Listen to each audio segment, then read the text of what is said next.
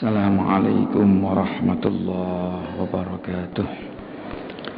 Al-Fatihah ila khadratin Nabi Muhammadin sallallahu alaihi wasallam, summa ila khadrati akhwanihi minal anbiya wal mursalin wasyuhada wassalihin wal ulama al amilin wal musannifin wa jami'i malaikatikal muqarrabin, summa ila arwahi abaina wa ummahatina wa ajdadina wa jaddadina wa masyayikhina wa masyayikh masyayikhina, khususan la rahmah li bihadzal kitab Syekh Ibnu Hajar al-Asqalani wa usulihi wa furu'ihi wa asatidatihi, anna Allah yaghshahum birrahmah wal maghfirah wa an yu'ida alaina min barakatihim wa nafakhatihim fid din dunya wal akhirah wa ila hadratin Nabi Muhammadin sallallahu alaihi wasallam. Al-Fatihah.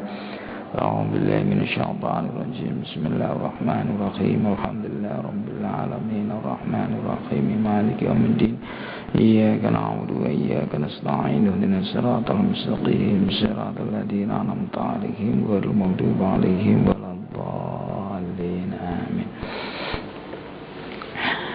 بسم الله الرحمن الرحيم. الحمد لله والصلاة والسلام على رسول الله محمد بن عبد الله wa ala alihi wa sahbihi wa man tabi'a hudahu wa la khawla wa la quwata illa billah, amma ba'du. Bapak-bapak dan ibu jamaah Masjid Agung Jami' Malang yang dimuliakan Allah Subhanahu wa ta'ala, serta para pendengar di rumah yang budiman, di pagi hari ini mari kita senantiasa bertasyakur, memanjatkan syukur kehadirat ilahi Rabbi Allah Subhanahu wa ta'ala atas limpahan rahmah, hidayah dan inayahnya kepada kita bersama, sehingga di pagi hari ini kita bisa melanjutkan kajian kita, pendalaman kita, pembahasan kita tentang hadis-hadisul ahkam yang ada dalam kitab Bulughul Maram. Lantas Rasulullah tanya kepada sahabat, apa benar yang dikatakan orang ini? Sahabat mengatakan benar. Lantas Rasulullah berdiri, nambahi 2 rakaat lagi, kemudian sebelum salam beliau juga sujud sahwi. Itu kasus yang kedua. Kasus yang ketiga, ini sabda Nabi ketika salah seorang di antara kita, di antara kamu itu ragu apakah sholat ini sudah rakaat yang ketiga atau rakaat yang keempat, maka oleh Rasul dikatakan Rasul menyuruh pada kita untuk mengambil rakaat yang kita sudah yakin. Kalau 3 dengan 4 berarti yang ragu 4, yang yakin 3. Kita suruh mengambil yang ketiga, kemudian menambahi 1. Nah, setelah itu sebelum akhir kita disuruh sujud sahwi. Ini maka terus di akhir kan ada di sini kalau itu 5, maka sujud sahwi itu yang genepi, karena syafa'na lahu sholatahu. Ini bisa dipenuhi dengan sujud sahwi itu. Kalau sudah sempurna, sudah pas 4 rakaat, kata Rasulullah, fa in kana tamaman salat tamaman kana targhiman lisyaitan. Itu sebagai targhim. Ini istilah bahasa Arab sering menggunakan targhiman. Raghima anfu rajulin itu artinya gerumpung. Gerumpung itu tidak punya hidung. Jadi mungkin kalau di Arab, orang yang tidak punya hidung itu termasuk orang yang rugi lah. Karena apa? Biasanya orang Arab itu, orang sana kan hidungnya panjang, kok sampai tidak punya hidung. Jadi targhiman lisyaitan. Jadi istilah-istilah itu banyak. Jadi di rohima afrojin menunjukkan sesuatu kalau tidak bisa, tidak mendapatkan, dia itu rugi. Kerugian itu diibaratkan targhiman lisyaitan. Ini setannya juga targhim. Kemudian yang ini peristiwa yang berikutnya, saya bacakan hadis 271. An Ibnu Mas'ud radhiyallahu anhu, bismillahirrahmanirrahim. An Ibnu Mas'ud radhiyallahu anhu, dari Ibnu Mas'ud radhiyallahu anhu, qala shalla Rasulullah sallallahu alaihi wasallam. Rasulullah pernah salat. Falamma sallama, ketika beliau sudah salam, qila lahu, ada sahabat yang matur pada Rasulullah, ya Rasulullah, ahadatsa fi sholati syai'un, apakah ada sesuatu kejadian di dalam sholat ini, ada sesuatu yang baru di dalam sholat ini, kok sholatnya itu berbeda. Qala, Rasulullah tanya, wa madzaka, apa kasus itu, apa kejadian itu? Maka qalu, sahabat menjawab, shallaita kadza wa kadza, kamu sholat begini dan begini. Di dalam syarah diterangkan sholatnya itu 5 rakaat. Jadi ketika itu kan masih syariat, masih kemungkinan berubah-ubah. Maka ketika itu sahabat tetap aja mengikuti Rasul. Walaupun Rasulullah itu sholatnya konon ini sholat duhur, pokoknya sholat yang rubaiyah, sholat yang 4 rakaat, Rasulullah melakukan sampai 5 rakaat. Nah, ketika itu kan masa itu Rasulullah masih hidup. Ketika Rasulullah masih hidup itu kan dikemungkinkan, mungkin ada kemungkinan perubahan tasyri', kemungkinan, karena Rasulullah masih hidup. Contoh aja kan, ketika masih hidup itu sholat yang tadinya menghadap Masjidil Aqsa dirubah menjadi menghadap ke Masjidil Haram. Ini kan ketika Rasulullah di masa hidup, kemungkinan terjadi perubahan-perubahan macam itu. Maka ketika Rasulullah sholat yang rubaiyah itu sampai 5 rakaat, ini sahabat ikut jamaah. Nah, cuma ketika selesai ada sahabat tanya, ya Rasulullah, apa ada suatu perubahan di dalam sholat ini? Ahadatsa fi sholati syai'un. Terus qala wa madzaka, apa itu? Qalu shallaita kadza wa kadza, antum tadi ya Rasulullah sholat ini sampai 5 kali, 5 rakaat. Nah, ketika itu terus qala fasanna rijlaihi wastaqbalal kiblah. Jadi Rasul mungkin sudah sempat menghadap jamaah. Jadi Rasulullah itu ketika salam ini baca, ini kan terus menghadap jamaah. Nah, ini. Nah, ketika ada pertanyaan macam itu terus dijawab oleh Rasul, Rasul kembali bertanya, sahabat menjawab, kemudian Rasulullah balik, membalikkan badannya menghadap kiblat. Nah, terus wasanna rijlaihi, kemudian duduk ini di atas 2 kakinya itu, kemudian sujud 2 kali, yaitu sujud sahwi. Ketika itu summa salama, baru salam.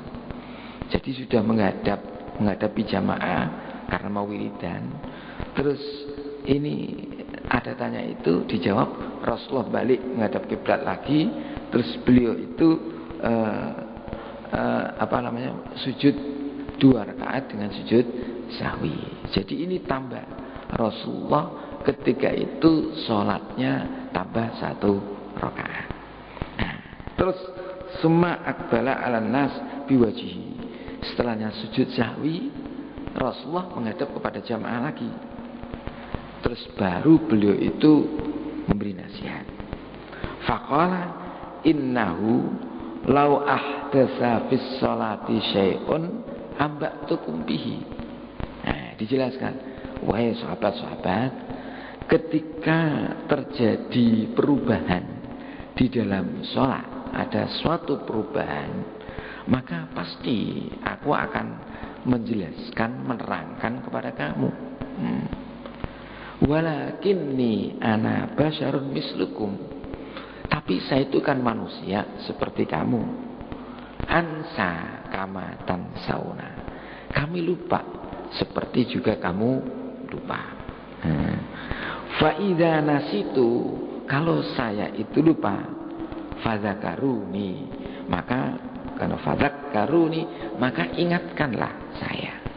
Oh, berarti Nabi itu menjelaskan ada sifat basyariahnya. Jadi bahasa syariah itu sifat kemanusiaannya, bahwa Nabi itu pernah lupa. Nabi itu pernah lupa. Nah, ini ada mengatakan di dalam ini kelupaan Nabi itu sebagai pelajaran bahwa manusia itu juga lupa, gitu loh. Jadi karena ini sebagai pelajaran bahwa manusia itu ketika lupa melakukan sesuatu, maka itu seperti yang dilakukan oleh Rasulullah. Ya, kalau sampai 5 rakaat, ya terus langsung sujud sahwi. Jadi kalau diingatkan langsung sujud sahwi. Nah, ini di sini ada ini terus berikutnya. Wa idza syakka ahadukum, kalau salah seorang di antara kamu itu ragu fi sholati, dalam sholatnya, falyataharra as-shawab, maka dia mencari yang betul mana. Yang betul mana kalau ragu. Ya, tadi katanya yang betul kan hadis kemarin suruh Rasulullah merintahkan suruh mengambil yang yakin, karena al yakin la yuzalu bisa. Itu. Kemudian falyutimma alaihi, suruh menyempurnakan kalau ragu tadi. Kemudian summal yasjud sajdaini, kemudian suruh sujud dua kali sujudan, yaitu sujud sahwi. Ini kemarin sudah ada. Kalau memang kasus kita lupa, ragu di tengah-tengah ini, suruh mengambil yang ini, yang apa, yang yakin. Nah, yang peristiwa ini tadi, yang hadis ini tadi, ini orang yang ragu, orang yang sudah sholat tapi kelebihan, kebetulan dia jadi imam. Nah, ini kalau kita ngambil pelajar, ketika itu sahabat masih ikut. Ya, di sini sahabat masih ikut. Jadi sahabat masih ikut karena pada masa itu sahabat masih punya keyakinan mungkin terjadi perubahan syariat, karena dikala itu masih Rasulullah masih hidup. Ya, ini. Nah, tetapi kalau sekarang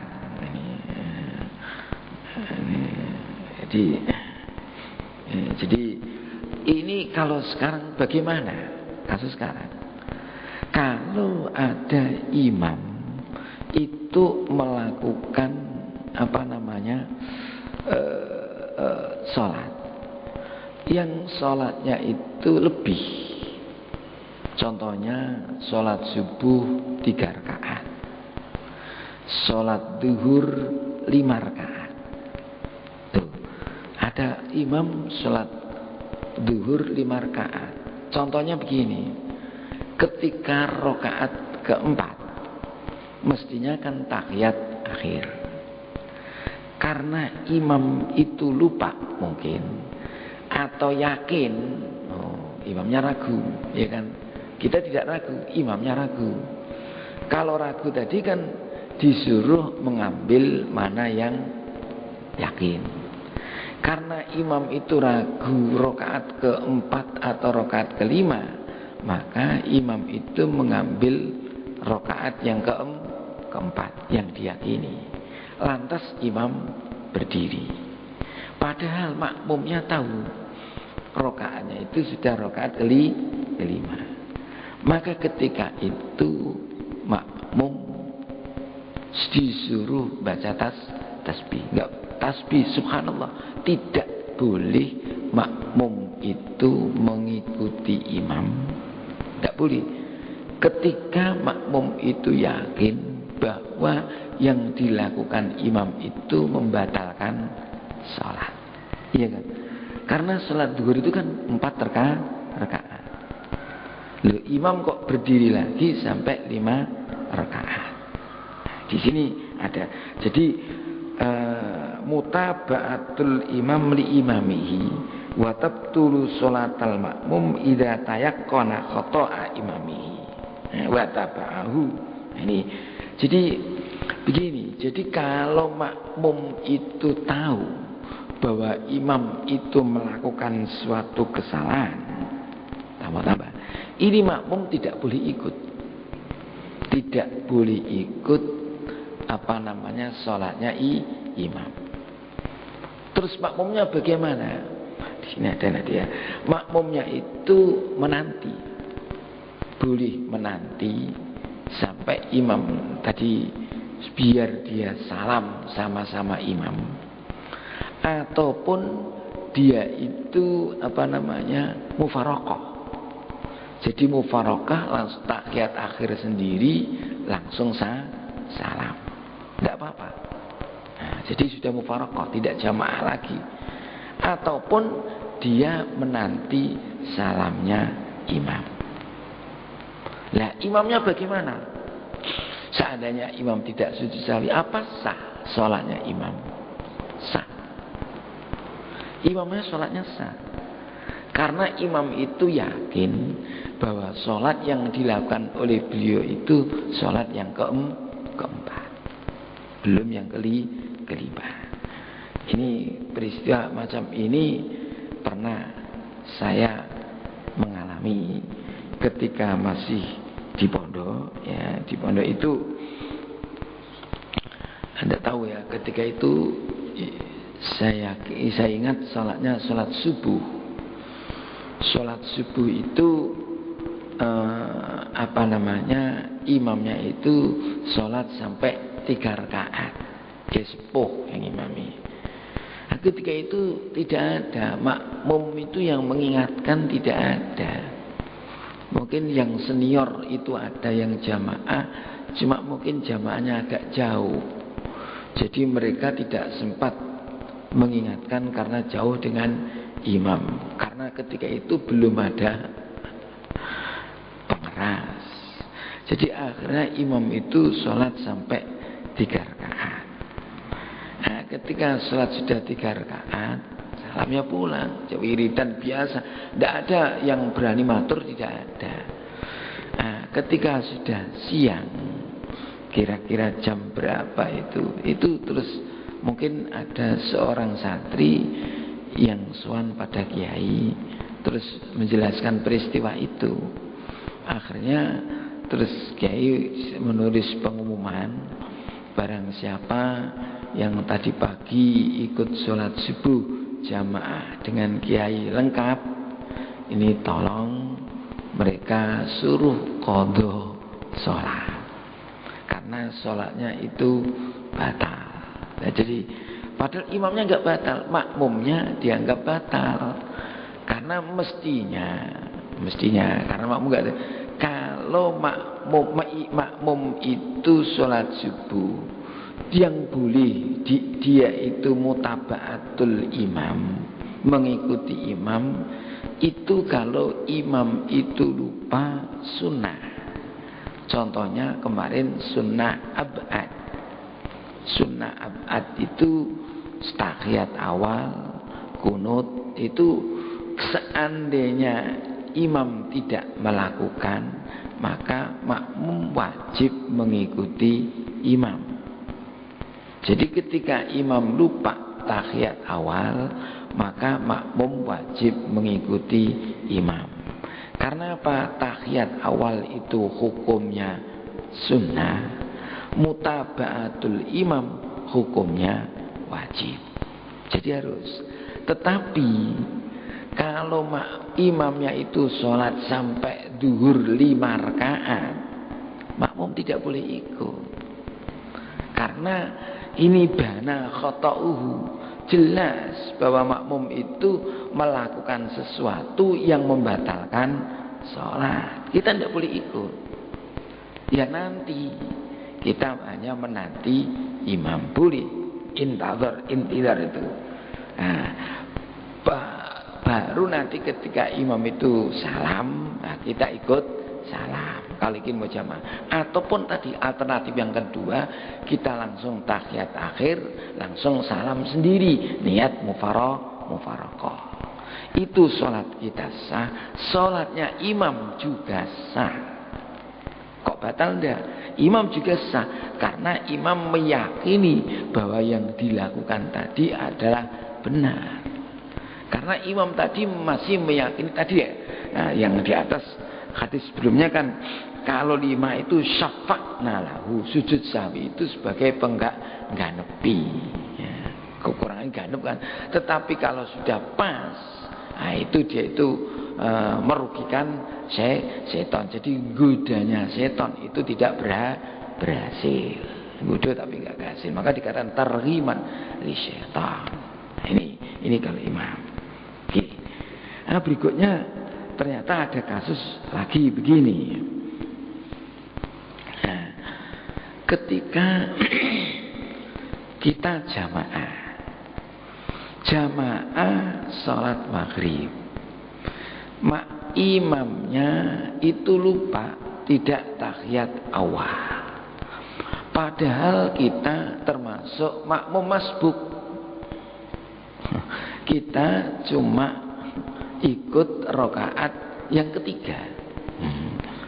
Jadi imam lupa tahiyat awal, kita makmumnya masbuk ikut rakaat yang ketiga. Nah, ketika sebelum salam, karena imam itu tadi lupa, imam sujud sahwi.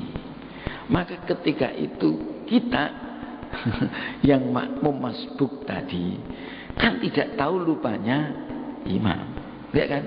Nggak lupa kan? Kita nggak tahu lupanya imam kan? Tetapi karena kita itu makmum, maka kita harus mengikuti sujudnya sahwi pada imam. Jadi nisyatul imam itu juga nisyatul makmum. Lupanya imam itu juga lupanya makmum. Jadi kita harus ikut sujud sahwi. Nah ini. Jadi kalau habis mau salam juga di kitab ini juga disunahkan juga sujud sahwi, karena kita imamnya kita tadi lupa, walaupun kita tidak tahu lupanya sang imam itu ya. Ini jadi ada ya sunnatun ini, jadi hukumnya itu sunnah ya. Ini apa, sujud sahwi itu hukumnya sunnah. Jadi sudah ya, berikutnya itu kalau kita makmum masbuk. Jadi kalaupun ada pembicaraan setelahnya salam, tapi pembicaraan itu limas lahatis sholat, itu tidak membatalkan sholat. Jadi sholat tidak batal. Jadi kan ada pembicaraan tadi, ketika Nabi itu sholat zuhur hanya 2 rakaat, sahabat tanya, aku siratis sholat. Nah, terus Nabi mengatakan ahakun ma yakul. Terus sahabat yang lain, na'am atau bala ya Rasulullah. Sudah ada pembicaraan. Jadi pembicaraan tadi limas lahatis sholat, itu tidak membatalkan sholat. Jadi ketika itu Nabi cukup nambahi 2 rakaat, tidak mengulang rakaat dari awal. Ini mungkin nanti kalau ada kasus-kasus ini, karena tidak semua, karena orang namanya orang itu mungkin lupa. Jadi ini tadi kasus lupa itu, kalau Nabi lupa gimana? Nabi enggak, lupa itu merupakan tasrik daripada Nabi. Jadi ajaran lupa itu ada inti, ada pelajaran kepada masyarakat bahwa nanti ketika sholat juga mungkinan lupa. Jadi lupanya Nabi itu sebagai pelajaran. Kadang-kadang kita begini, jadi kadang-kadang ada yang memandang itu yang dilakukan Nabi itu tidak dipandang dari sisi tasyrik, tapi kadang-kadang ada memandang yang tidak baik. Nah ini, jadi kalau kita memandang apa yang dilakukan Nabi itu ada unsur tasyriknya. Jadi lupanya Nabi itu, ini mungkin Allah memberi pelajaran kepada kita bahwa kita itu juga nanti bisa lupa di dalam sholat itu. Nabi itu aja lupa. Jangan sampai terus Nabi kok pelupa, enggak. Ya. Jadi lupanya Nabi itu merupakan suatu ajaran. Salah satu kasus begini. Ini yang nilai negatif. Nabi itu pernah dulu ketika punya anak angkat, ya, namanya Zaid bin Harisah. Ini kasus ini, itu pernah oleh Nabi dinikahkan dengan sepupu beliau yang namanya Zainab. Nah, dinikahkan. Nah, ketika di dalam proses pernikahan, ternyata tidak ada keserasian antaranya Zaid bin Harisah, anak angkatnya Nabi. Zaid bin Harisah itu anak angkatnya Nabi. Ini tidak ada kesesuaian, maka oleh Nabi dapat wahyu suruh cerai, suruh menceraikan. Jadi Zaid ini cerai dengan Zainab. Setelahnya cerai, selang beberapa lama ada wahyu turun. Setelahnya habis iddahnya, Nabi oleh Allah suruh menikahi Zainab. Nabi oleh Allah disuruh nikah pada Zainab. Bahkan dalam satu cerita ini suatu pernikahan yang menikahkan Allah ini, yaitu nikahnya Nabi kepada Zainab. Zawwajnakaha, dalam ayatnya begitu. Jadi kami menikahkan kamu dengan Zainab, itu saya nikahkan. Jadi Nabi menikahkan dengan Zainab, suruh diperintahkan oleh Allah nikah dengan Zainab. Loh, ketika Nabi menikah dengan Zainab ini betul dilakukan, terjadi suatu peristiwa opini yang tidak bagus pada Nabi, yang terutama oleh orang-orang yang tidak senang dengan agama Islam, terutama orang-orang orientalis. Ada mengatakan Nabi itu mata keranjang, Nabi itu tidak bagus. Karena apa? Wong itu bekas istri, mantan istri anak kok diambil sendiri. Karena Zaid bin Harisah itu anak angkatnya Nabi, dinikahkan oleh Nabi, mendapat Zainab, lah terus suruh mencerai karena tidak ada kesesuaian. Setelah dicerai habis iddahnya, Nabi disuruh nikah. Ayat ini ayat ada ayatnya. Nabi disuruh nikahi si Zainab.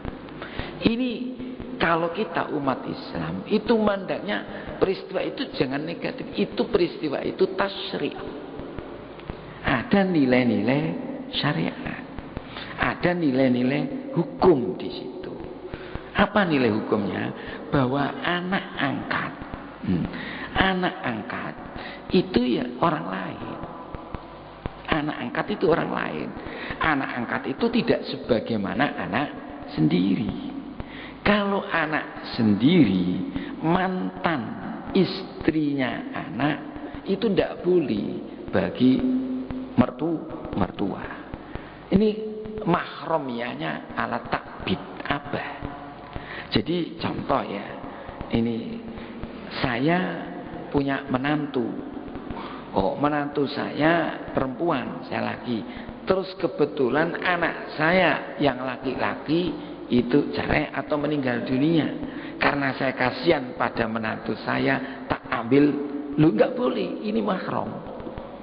Walaupun anak saya yang menjadi istrinya perempuan tadi sudah tidak ada. Anak perempuan ini tetap mahramnya saya. Karena itu walaupun itu saya mertuanya dia. Itu haramnya ala takbir. Karena itu mertua. Dan ini anak sendiri. Kalau itu anak angkat, tidak. Jadi status anak angkat itu tidak bisa dinaikkan menjadi seperti anak sendiri. Tidak bisa dinaikkan, statusnya nggak bisa dinaikkan. Diberi warisan, dapat asobah, terus dia itu kalau perempuan saya pegang jadi jadi tidak apa-apa karena ini sudah anak angkat saya, sudah saya sahkan lewat pengadilan. Secara hukum tetap orang lain. Kalau itu anaknya orang lain, kita pegang tetap batal. Kalau itu batali saya. Nah, ini juga macam itu. Jadi kasus nikahnya Nabi dengan Zainab itu adalah tasyri'. Oh, kita bisa mengambil kesimpulan bahwa Nabi menjelaskan bahwa status anak angkat itu tidak bisa ditingkatkan seperti menjadi anak sendiri. Maka Nabi boleh nikah. Nah, ini loh kadang-kadang orang yang salah persepsi dengan perilaku Nabi macam ini. Nabi lupa. Oh, nah, kalau begitu Nabi itu lupa. Kalau Nabi itu boleh lupa, ya Nabi itu bisa pelupa, berarti kita tidak boleh. Gak usah mengikuti Nabi benar-benar. Wong Nabi lu gampang lupa. Tidak. Nabi lupanya Nabi tadi tasyri'. Ya, menjadi pelajaran bahwa manusia itu nanti kemungkinan lupa. Nabi juga sebagai manusia. Tapi Nabi tidak salah. Wong Nabi itu maksum. Ketika kesalahan Nabi selalu diingatkan oleh Allah Subhanahu wa taala. Lah itu kok lupa? Lupanya tadi sebagai pelajaran. Oh, paham ini. Jadi jangan dianukan. Berikutnya lagi. An Mughirah bin Syu'bah radhiyallahu anhu anna Rasulullah sallallahu alaihi wasallam qala. Nah, ini sama dengan sama. Idza syakka ahadukum faqama fir rak'atain fastatimma qa'iman wal yamdi wa la ya'ud wal yasjud sajdataini fa illam yastatimma qa'iman falyasjud fala sahwa alaihi rawahu Abu Dawud. Nah, ini tadi ini kelihatannya hadis ini begini. Kalau salah seorang di antara kamu itu ragu, kemudian berdiri pada rakaat yang kedua, falyastatimma qa'iman, kemudian dia sudah sempurna berdirinya, falyamdi, teruskan, wala ya'udu, dan tidak usah kembali duduk lagi, tidak usah. Jadi kembali, tidak usah, teruskan. Jadi ketika kita pada rakaat kedua itu lupa tidak tahiyat awal, kita sudah berdiri, kata Rasulullah, falyamdi, lanjutkan, wala ya'ud, tidak usah kembali, wal yasjud sajdataini, cuma nanti ketika sebelum salam kita suruh sujud sahwi. Wa illam yastatimma, yastatimmu, ya, kalau belum sempurna gimana? Fal yastatimma qa'iman falyajlis, suruh duduk lagi, wala sahwa alaihi, dan dia tidak usah sujud sahwi. Ini ada indikasinya. Sempurna dan tidak itu gimana? Kalau mungkin tangannya masih di tanah, Allahu Akbar, baru begini, subhanallah, berdiri lagi. Tapi kalau sudah istitam berdiri, tidak usah kembali. Jadi kalau belum sempurna berdiri tegak, subhanallah, kita ingat langsung kita kembali, tidak usah sujud sahwi. Tapi kalau kita kadung berdiri, kita nanti sebelum salam kita sujud sahwi. Lah, kemarin saya katakan juga, kalau kita sebagai imam bagaimana? Imam memperingatkan kita. Kalau imam memperingatkan kita, kalau makmum memperingatkan kita, selama kita sudah sempurna berdiri, kita tidak boleh untuk melakukan kembali lagi. Tidak boleh, langsung aja berdiri. Ini langsung aja. Jadi ini kalau kita belum sempurna boleh duduk. Nah, ini kita bisa analogkan kemana-mana. Jadi kalau kita sudah melakukan persoalan wajib, ya, sudah persoalan rukun wajib itu, maka persoalan-persoalan yang sunnah itu jadi gugur, tidak usah dilakukan. Kalau dilakukan, ada melakukan itu kalau sudah sempurna, atau ada bisa membatalkan ini, kalau tidak ya tidak. Nah, jadi ini kalau bisa tidak usah. Tidak boleh kita itu sudah sempurna melakukan rukun, tidak boleh melakukan persoalan yang sunnah. Ini sunnahnya sudah gugur. Nah, ini berlaku juga pada ketika kita berdoa iftitah. Jenengan Allahu Akbar, Bismillahirrahmanirrahim, kabiro. Loh, kalau baca Bismillah nggak usah pakai kabiro. Kabiro itu mboten usah pakai bismillah. Karena bismillah itu ayatun minal Fatihah. Di bismillah niku ayatnya Fatihah. Kalau kita sudah baca bismillah, kita langsung istighol, langsung baca Fatihah. Maka sunnate apa namanya? Iftitah sudah gugur. Enggak usah pakai, enggak usah iftitah lagi. Mboten usah, langsung aja Bismillahirrahmanirrahim, alhamdulillahi rabbil alamin. Dibaleni mboten oleh ganjaran karena sudah istighol kepada persoalan wajib. Ini banyak yang keliru. Ini juga berlaku pada ini lagi. Ketika orang sudah sholat Idul Fitri, rakaat yang kedua mboten takbir ping 5. Kan ada takbir ping 7 rakaat pertama, takbir ping 5 ketika rakaat kedua sebelum baca Fatihah. Terus imamnya lupa Bismillahirrahmanirrahim, alhamdulillahirabbil alamin, makmume subhanallah balik Allahu akbar, niku keliru. Karena sudah kadung baca bismillah. Jadi kalau sudah istighol dengan persoalan, sudah melakukan persoalan yang wajib,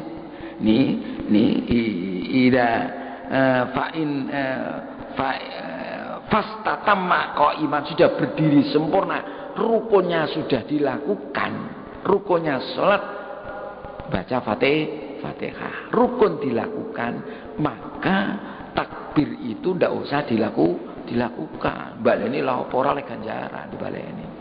Mulko, karena sudah melakukan persoalan wajib. Dan itu tidak usah, ketika ditinggalkan tidak usah sujud sahwi. Jenengan mboten takbir ping 7 ping 5 ketika sholat Idul Fitri, sholate sah. Mboten usah sujud sahwi. Senasa lupa ndak usah sujud sahwi. Nah, karena itu tidak termasuk sunnah yang kita disunnahkan untuk sujud sahwi. A'udzubillahi minasyaitonirrajim. Bismillahirrahmanirrahim. Alhamdulillahirabbil alamin. Hamdan yuafi ni'amahu wa yukafi mazidah. Ya Rabbana lakal hamdu kama yanbaghi li jalali wajhikal karim wa 'azimi sultanik. Allahumma anfa'na ma 'allamtana wa 'allimna ma yanfa'una. Allahumma arzuqna fahman nabiyyin wa hifdzal mursalin wa ilhama malaikatikal muqarrabin. Allahumma arzuqna wa auladana wa talamidana wa dhurriyyatina uluman nafi'ah wa amalan mutaqabbala, rizqan halalan tayyiban barakan fid din dunya akhirah. Sallallahu ala sayyidina maulana Muhammad walhamdulillahi rabbil alamin. Tsumma assalamu alaikum warahmatullahi wabarakatuh.